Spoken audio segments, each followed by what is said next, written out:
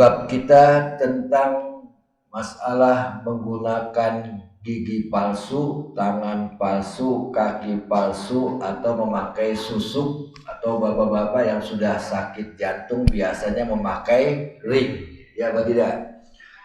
Kemudian juga bagaimana kalau orang yang meninggal dunia, apakah ring yang di dalam tubuhnya atau dalam tangannya, susuknya itu perlu dicabut ataupun tidak? Nanti akan kita bahas.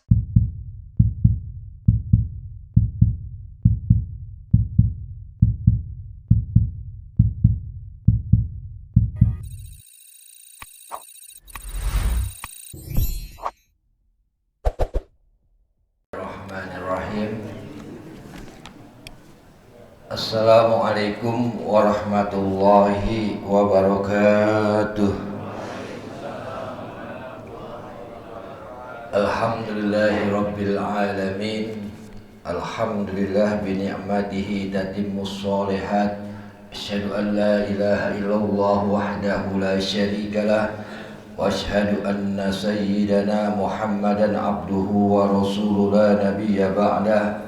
Allahumma salli wa sallim ala hadzal nabiyil karim sayyidina wa habibina wa syafi'ina wa maulana Muhammadin wa ala alihi wa ashabihi ajma'in. Subhanaka la ilma lana illa ma 'allamtana innaka antal alimul hakim. La haula wa la quwwata illa billahil aliyyil azim. Yaqulullahu ta'ala bil Qur'anil Karim, a'udzu billahi minasy syaithanir rajim. Inna fi khalqis samawati wal ardi wa ikhtilafil laili wan nahar la ayati li ulil albab alladzina yazkuruna Allaha qiyaman wa qu'udan wa 'ala junubihim wa yatafakkaruna fi khalqis samawati wal ard.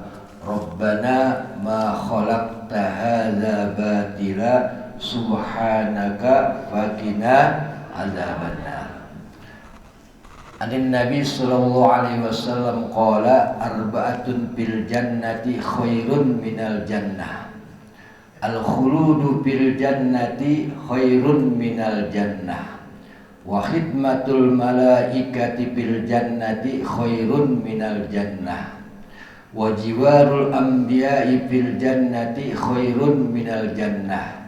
Ridallahi ta'ala fil jannati khairun minal jannah. Sadaqallah wa sadaqa Rasulullahi sallallahu alaihi wasallam. Hadratil muhtaramin, para alim ulama, para guru, para tokoh masyarakat, hadirin hadirat, bapak-bapak, ibu-ibu, jamaah salat subuh di Masjid Raudhatul Muttaqin Jati Keramat, yang insyaallah duduknya kita di majlis ilmu ini menjadi sababiah segala dosa dan kesalahan kita diampuni Allah Subhanahu wa taala. Bab kita tentang masalah menggunakan gigi palsu, tangan palsu, kaki palsu, atau memakai susuk, atau bapak-bapak yang sudah sakit jantung biasanya memakai ring, ya atau tidak?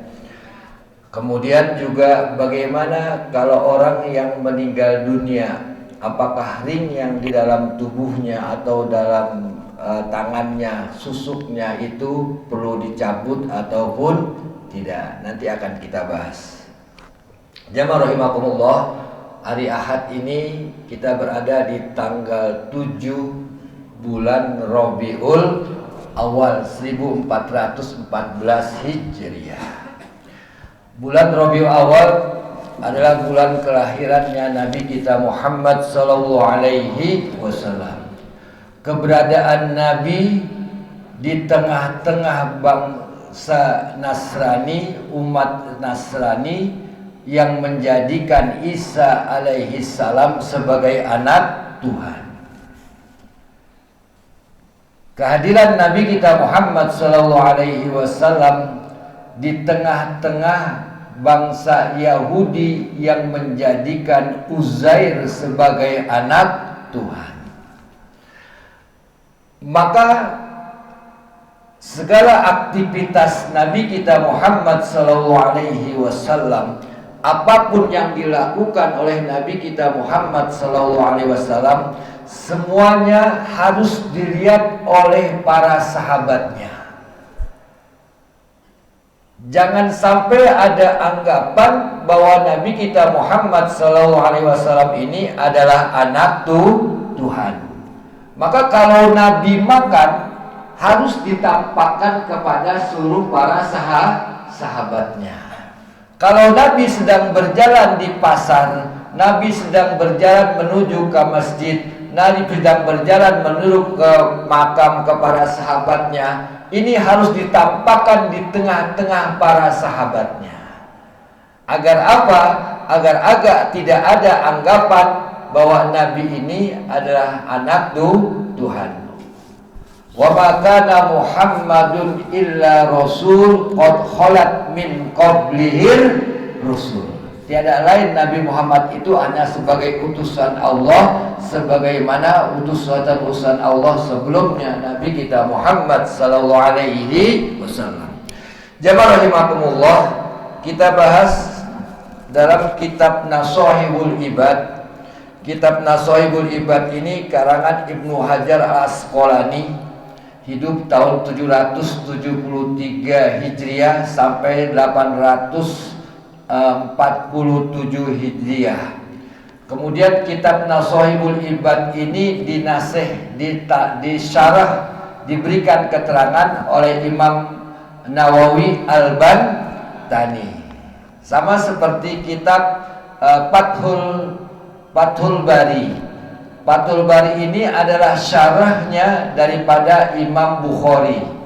Imam Bukhari hidup tahun 240 Hijriah, kemudian disyarah oleh Imam Ibnu Hajar Asqalani tahun 774 Hijriah. Ini dinamakan dengan syarah.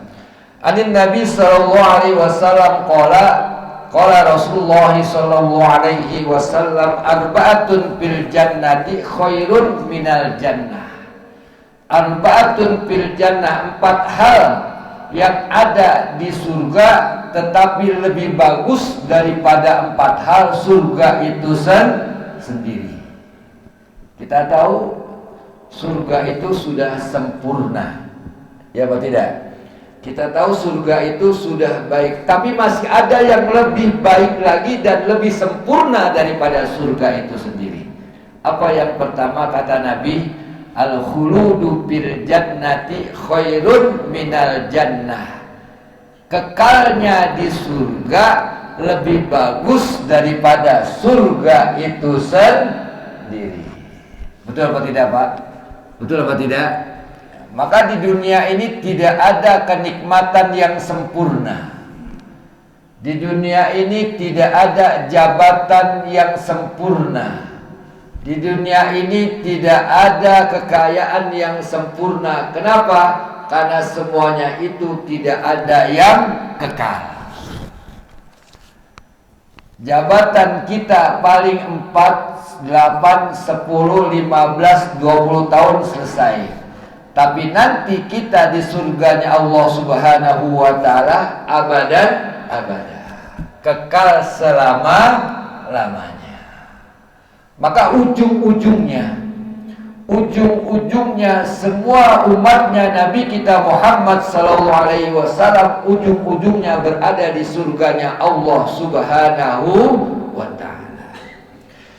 Saya mau mengkaitkan hadis tentang innamal a'malu binniyat wa innamal likulli imri'in ma nawa dengan hadis fa'lam annahu la ilaha illallah. Kenapa orang-orang yang beriman nanti di surga Allah Subhanahu wa ta'ala kekal selama-lamanya? Dan kenapa orang kafir nanti di akhirat kekal juga di nerakanya Allah Subhanahu wa ta'ala? Kenapa? Padahal orang beriman hidup di dunia ini 80, 90, maksimum 100 tahun. Tetapi ibadah kita hanya 100 tahun. tetapi nanti di akhirat akan kekal selama-lamanya.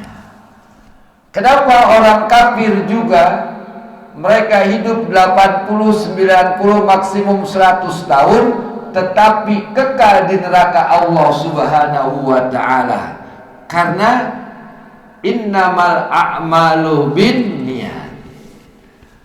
Lau amanna abadan abada la amanna abadan abada. Kita orang beriman, kalau kita ini dijadikan kekal hidup oleh Allah Subhanahu wa taala, pasti sampai akhirnya juga kita akan mengatakan beriman kepada Allah Subhanahu wa taala. Lau sholaina abadan abada la sholaina abadan abada. Kalau kita dijadikan hidup kekal, maka sampai akhir dunia ini kita akan melaksanakan sholat selama-lamanya. Maka kekal kita. Maka dikatakanlah dalam hadis yang lain, innamal a'malu bin niat. Karena bergantung daripada niat kita masing-masing. Maka al-khuludu bil jannati khairun minal jannah. Kekalnya seseorang di surga lebih bagus daripada surga itu sendiri. Yang kedua adalah wa hidmatul malaikah bil jannati khairun minal jannah. Pelayanan malaikat, nanti yang menjadi pelayan kita adalah para malaikat. Ya, maka di surga nggak ada orang tua. Pak Jumairi, nggak ada di surga orang tua. Betul apa enggak? Betul apa enggak? Pak Jerman, nggak ada di surga orang ompong, nggak ada itu.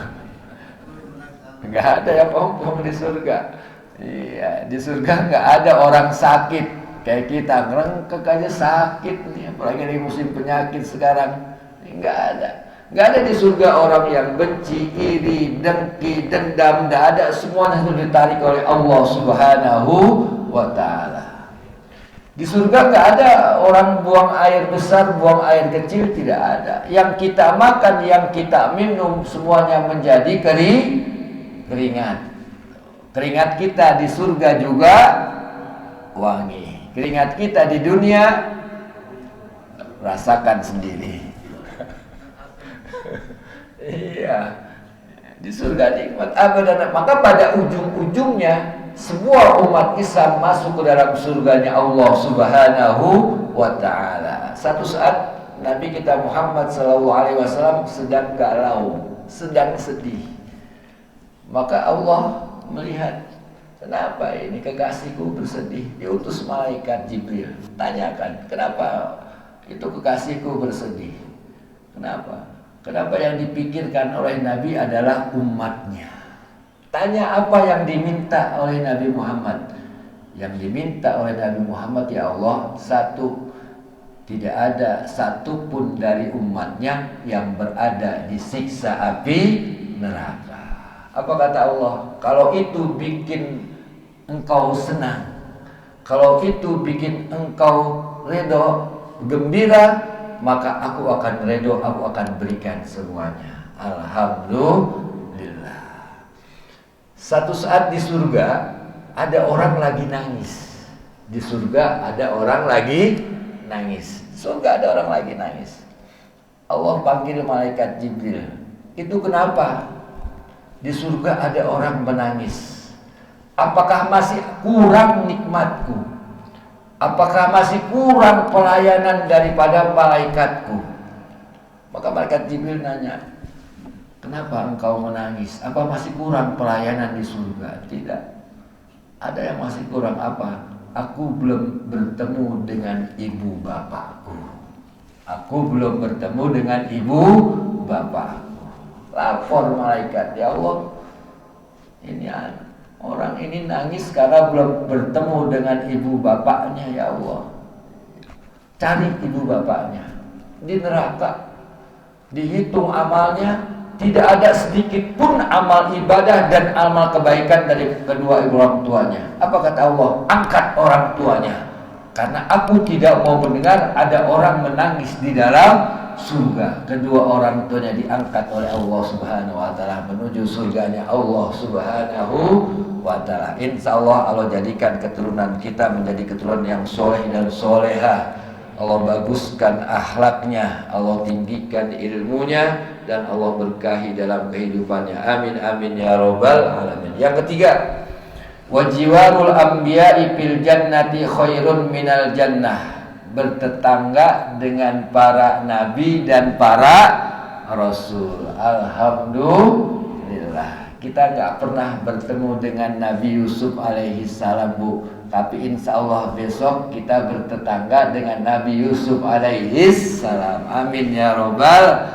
Kita nggak pernah bertetangga dengan Nabi Musa alaihi salam. Besok Nabi Musa jadi tetangga kita. Biarin di dunia ini kita tidak bertemu dengan Nabi kita Muhammad sallallahu alaihi wasallam. Insya Allah besok Nabi Muhammad di surga menjadi tetangga kita. Amin amin ya robbal alamin. Alhamdulillah. Wajiwarul anbiya bil jannati khairun minal jannah. Mau tetangga kita ini orang baik-baik, ya, maka beruntung kita di dunia ini.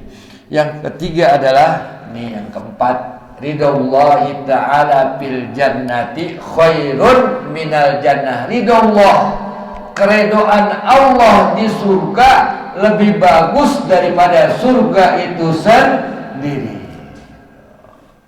Maka hidup kita di dunia ini, ta'lim kita pagi hari ini, apapun juga aktivitas kita, apapun juga ibadah kita, cuman kita minta satu, mendapatkan keridhaan dari Allah Subhanahu wa ta'ala.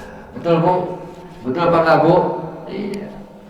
Kapanpun Allah mau minta kita, kapanpun Allah mau mencabut nyawa kita, dimanapun Allah mau mencabut nyawa kita, cuman satu yang minta kepada Allah, kita minta husnul khatimah fid dunya wal akhirah. Itu doang, enggak ada yang lain.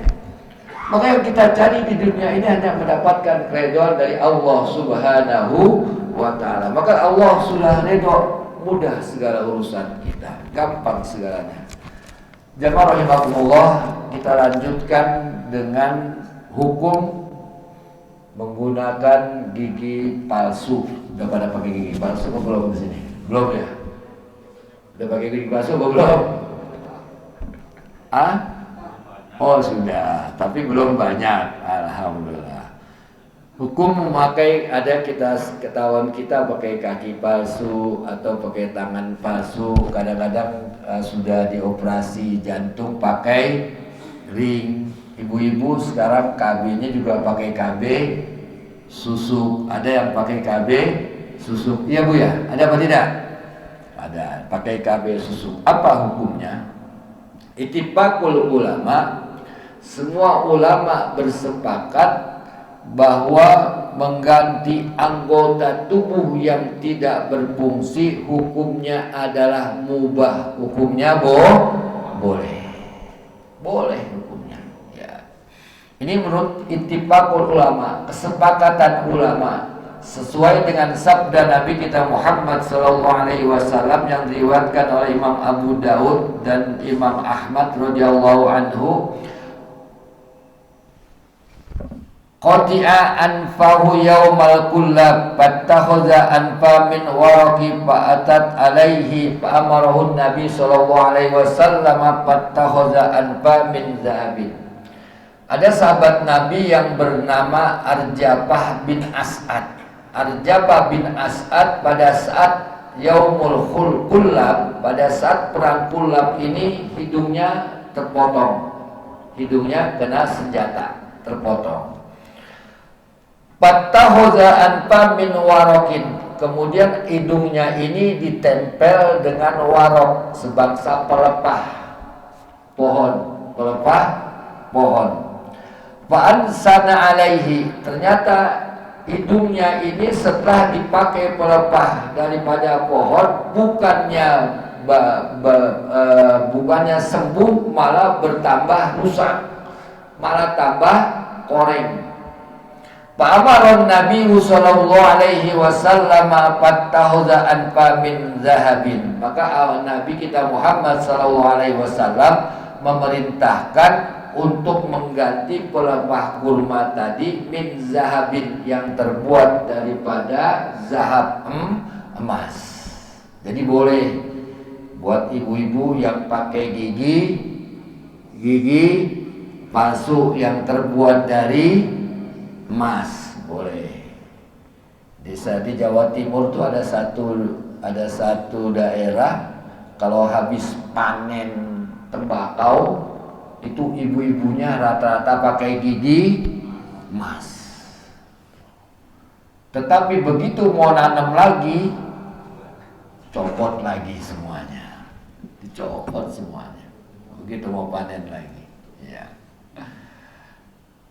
Anin Nabi sallallahu alaihi wasallam qala la'anal wasilatul mustausilah wan nasimatu wal mutasamminah wal simatu wal mustausimatu min ghairi da'in. Nabi melarang seseorang yang minta disambungkan rambutnya dan yang menyambungkan rambut. Jadi rambutnya tidak boleh disambung. Kalau laki-laki sekarang pakai wig. Pakai apa, Pak? Pakai wig. Kalau ibu-ibu pakai konde. Nah, hukumnya haram, ya. Tidak boleh menyambung rambut, tidak boleh. Yang kedua adalah tidak boleh mencukur alis.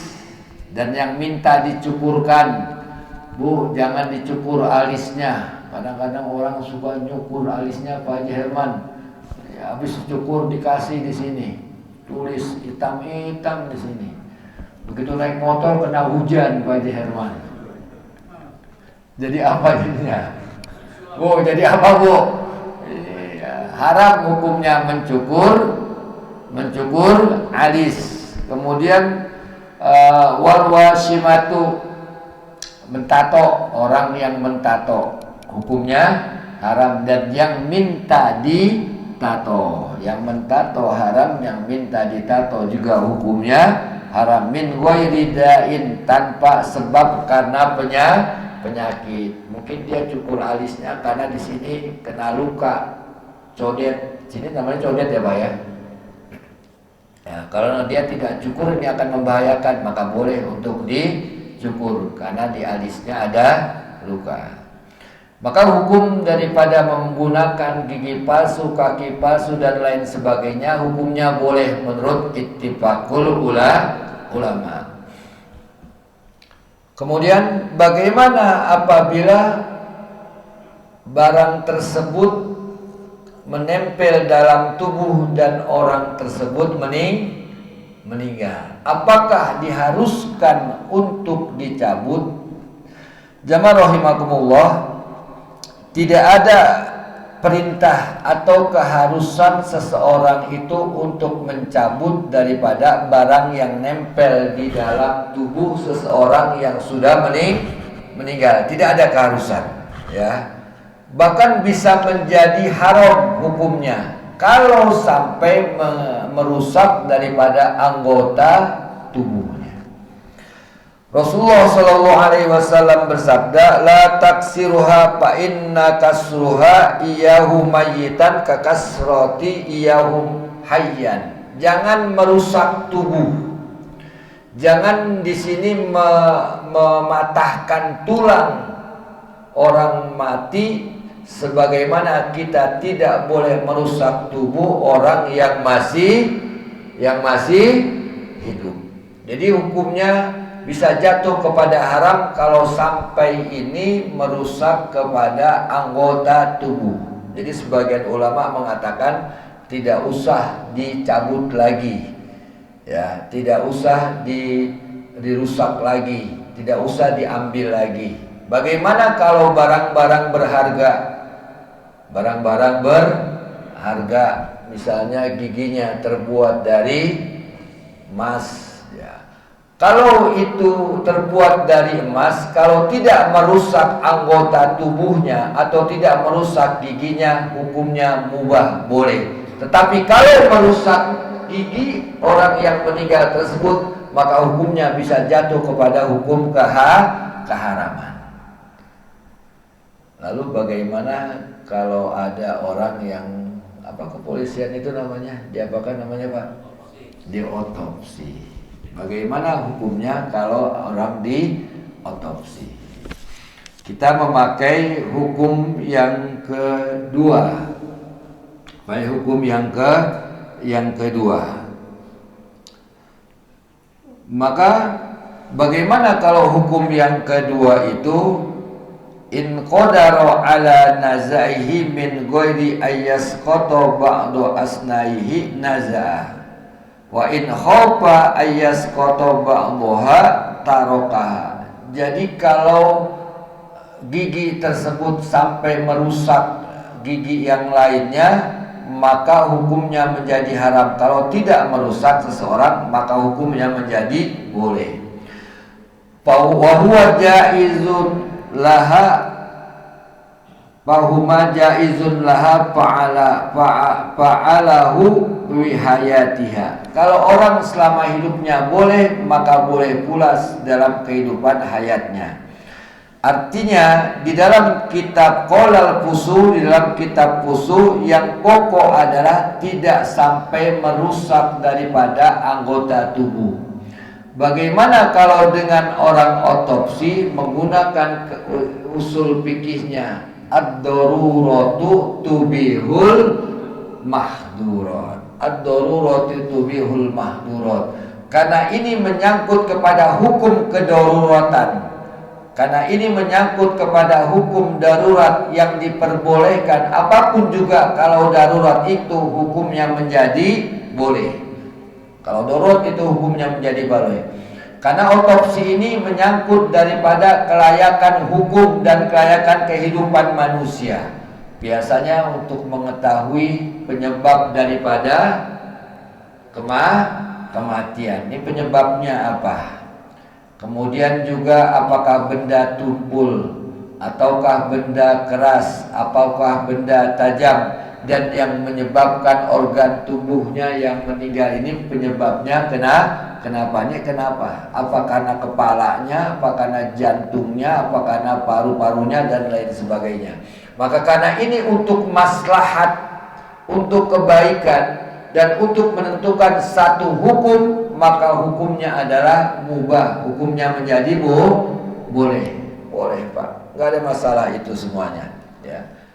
Wa qolal Fusuh, di dalam kitab Fusuh juga yang pokok adalah ini untuk kebaikan daripada umat. Maka kalau tidak ada darurat, maka hukumnya menjadi haram. Jadi kalau ada di dalam tubuh seseorang itu semacam susuk yang terbuat dari emas, maka tidak boleh diambil kalau tidak ada tujuan yang lebih utama, yang lebih daripada penting. Jamaah rahimakumullah, silakan yang ingin tanya jawab sebelum saya lanjutkan. Gimana Pak? Donor sudah menjadi ittifaq Majelis Ulama Indonesia dan daripada dunia bahwa donor darah hukumnya boleh atau mubah. Oh, pakai alat. Ya, memang ada orang yang sudah hidupnya dengan alat gitu Pak Haji Hilman ya. Oh iya, bagaimana hukumnya? Ada orang memberikan waris, memberikan wasiat, gitu ya. Sebelum dia meninggal, dia memberikan wasiat. Betul apa tidak Pak? Ya, memang ada yang nanti kita bahas. Dia masih hidup sudah menjual organ tubuhnya. Gimana? Tidak baik. Kita bahas satu-satu. Bagi orang, karena ini intinya orang yang sudah meninggal. Nanti setelah saya meninggal, maka boleh organ tubuh saya, dia berwasiat ini dari awal. Dia berwasiat kalau ada organ tubuh saya, ya kalau saya meninggal maka organ tubuh saya boleh untuk diapakan namanya? Didonorkan. Menurut daripada ittifaqul ulama, ini kan wasiat. Selama wasiat tersebut tidak bertentangan dengan ajaran agama Islam. Selama wasiat itu tidak bertentangan dengan ajaran agama Islam, hukumnya menjadi boleh. Hukumnya menjadi boleh. Nah, sekarang manfaatnya, kalau orang yang sudah meninggal ini bisa dipergunakan organ tubuhnya dan sudah wasiat daripada orang yang nanti meninggal dan tidak bertentangan dengan ajaran agama Islam, maka hukumnya menjadi boleh, bukan mubah. Bapak wasiat, nanti kalau saya meninggal, saya donorkan mata saya atau organ tubuh yang lainnya. Ada nggak yang seperti itu? Ada apa tidak? Nah, kita kembali. Apakah wasiat ini bertentangan dengan ajaran agama Islam? Bertentangan apa tidak? Bertentangan apa tidak? Tidak bertentangan dengan ajaran agama Islam. Karena ini tidak bertentangan dengan ajaran agama Islam, maka wasiat ini boleh dan bisa dipergunakan. Jelas, Pak? Ya. Kemudian juga ada orang yang mendonorkan anggota tubuhnya untuk orang lain, gitu Pak ya. Ini kasus yang kedua. Kalau kasus yang sampai menjual organ tubuh, ini jelas hukumnya jatuh kepada keharaman. Kalau menjual organ tubuh, hukumnya menjadi jatuh kepada keharaman ya. Menjadi organ tubuh ini menjatuh kepada keharaman. Bagaimana hukumnya dengan orang yang mendonorkan organ tubuhnya untuk orang lain padahal dia masih hidup? Ya. Ini ulama berbeda pendapat dalam hal ini. Sebagian berpendapat karena ini merusak, tidak berfungsinya organ tubuh padahal dia masih hidup, maka jatuh kepada keharaman. Kan orangnya masih hidup, dia mendonorkan satu organ tubuhnya sementara orangnya masih hidup. Ternyata ini tidak berfungsi, dikembalikan kepada kias. Kembalikan kepada kias merubah jenis kelamin. Apapun dalilnya, apapun juga alasannya, merubah jenis kelamin hukumnya haram. Apapun hukumnya, apapun alasannya, tidak ada satupun dalil yang memperbolehkan merubah jenis kelamin. Kalau bapak-bapak merubah jenis kelamin jadi perempuan, seorang laki-laki merubah jenis kelamin menjadi perempuan. Iya, sekarang ada anak muda, ada anak remaja, laki-laki merubah jenis kelamin jadi perempuan. Laki-laki merubah jenis kelamin, dia rubah seluruh anggota tubuhnya. Sekarang saya tanya ketua DKM, kalau dia sholat di Masjid Raudhatul Muttaqin, kumpulnya sama laki-laki apa perempuan? Jawab.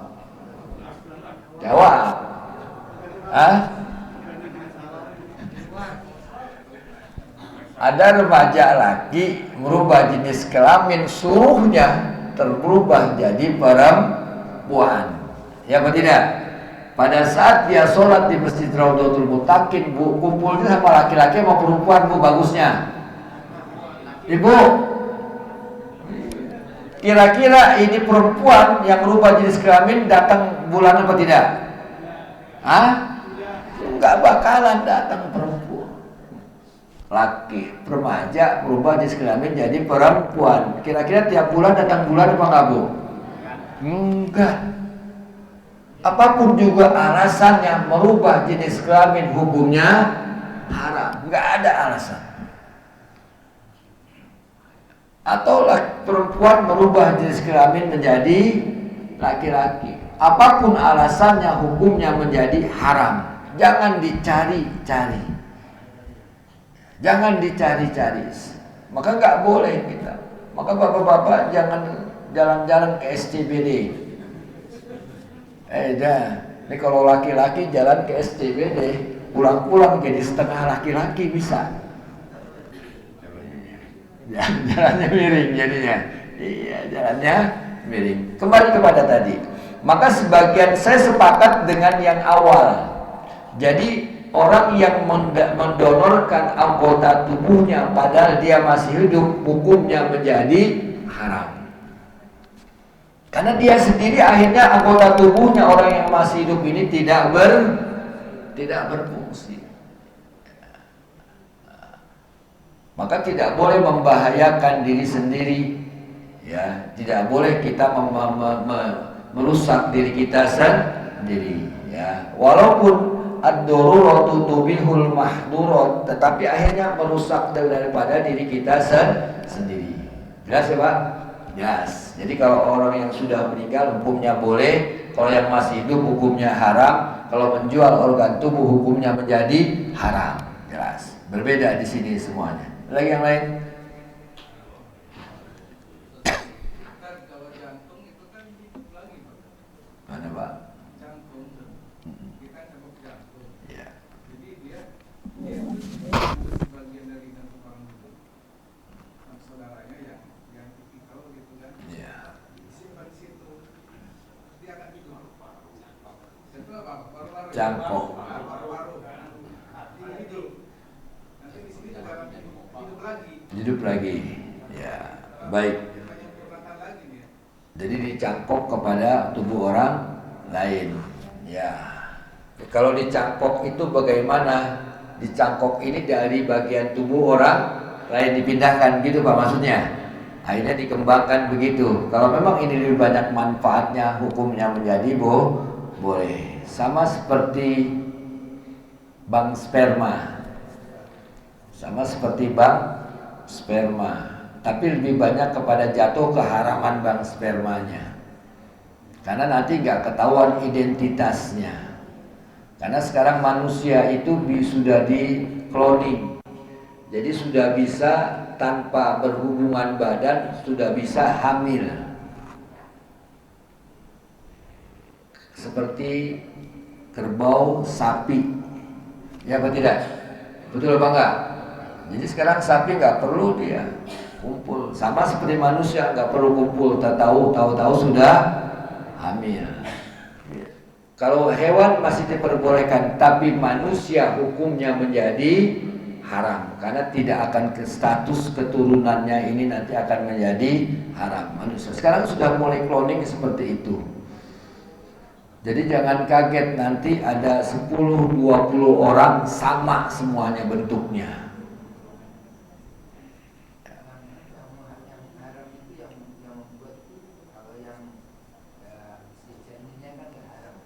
Janinnya tidak haram.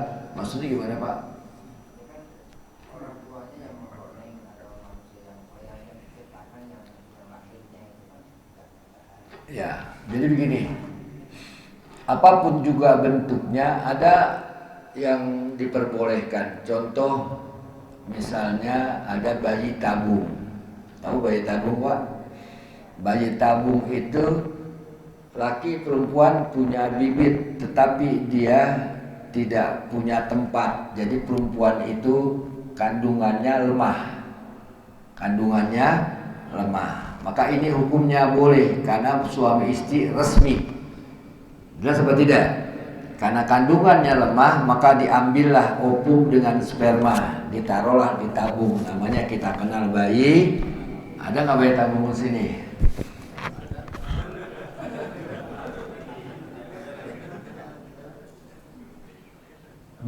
Yang menjatuh ke haram itu kalau suami istri diambil ovum dengan spermanya, dititipkan kepada perempuan lain.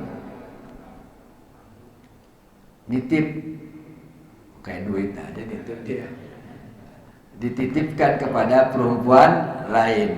Ini sebagian ulama mengatakan boleh, tapi saya tetap menjatuhkan kepada haram karena dititipkan.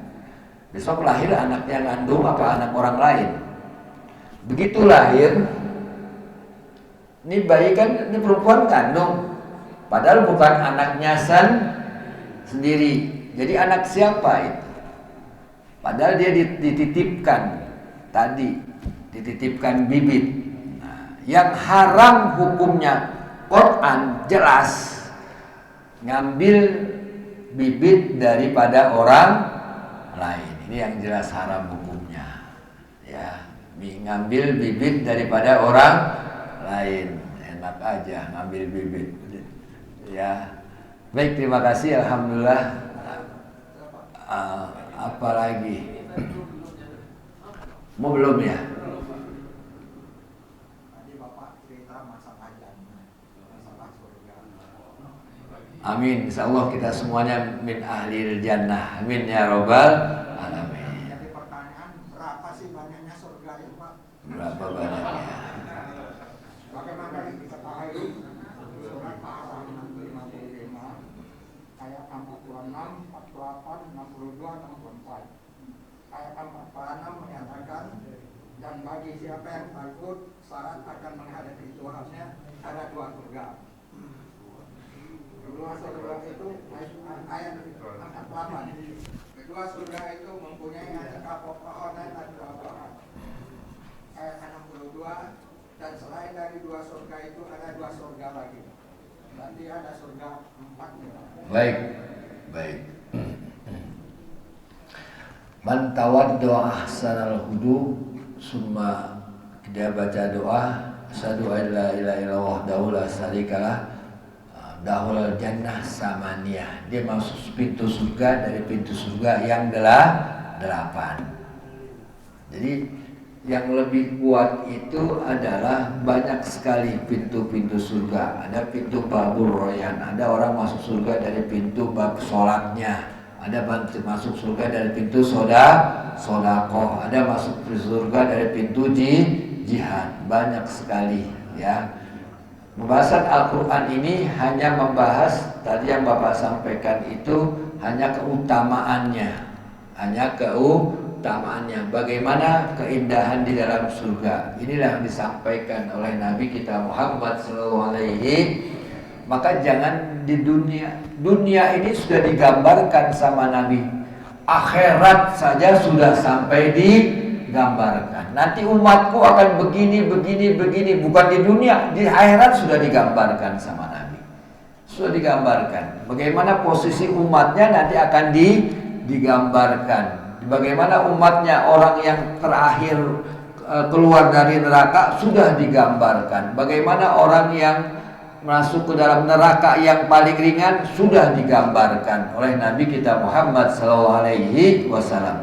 Untuk masalah berapa jumlahnya surga itu banyak sekali ya, banyak sekali karena pintu surga itu juga banyak sekali ya. Yang Bapak bahas tuh katanya hanya 2 tambah 2 jadi 4. Padahal pintu surga itu sangat banyak. Kenapa dikatakan dalam Al-Quran ini 4? Ini hanya keutamaan 4 pintu surga. Ada orang masuk surga dari pintu wudu, ada orang masuk surga dari pintu sholat, ada orang masuk surga dari pintu ilmu, ada masuk surga karena pintu silaturahmi, ada orang masuk surga karena nilai sodakohnya, ada orang masuk surga karena nilai jihadnya. Banyak sekali ya, banyak sekali pintu. Orang puasa namanya pintu babur royan ya apa tidak? Babul royan, ada babul jihad dan lain sebagainya. Ini saja karena sudah waktu suruk isrok, karena sekarang waktu cepat Pak, jam 5:35 ya, 5 menit lagi ya, jam 5:35. Silakan Pak Haji Rahmat belum, karena dia mau nanya. Pinter dia. Ya, betul. Maksud kalau saya tidak keliru, bukan penitipannya tadi sudah jelas hukumnya haram. Yang saya maksud dengan Bapak ini tadi adalah status anak tadi Pak. Anak tadi berdosa atau tidak? Bukan perbuatan dia. Maksudnya yang mana nih Pak? Yang tadi Pak, yang bayi dititipkan tadi Pak. Ya. Setelah lahir. Itu kan berdosa ke anak itu. Itu tadi kalau salah yang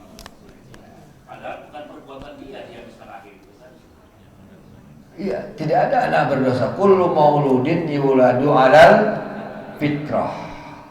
Fa abawahu yuhawwidanisi yumajjisanisi au yunassironihi.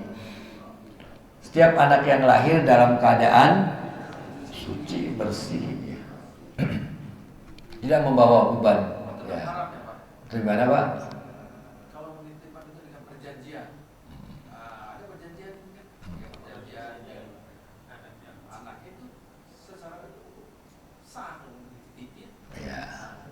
Ada perjanjian. Tetap sah anaknya dan suci anaknya. Cuman perbuatan apa Pak?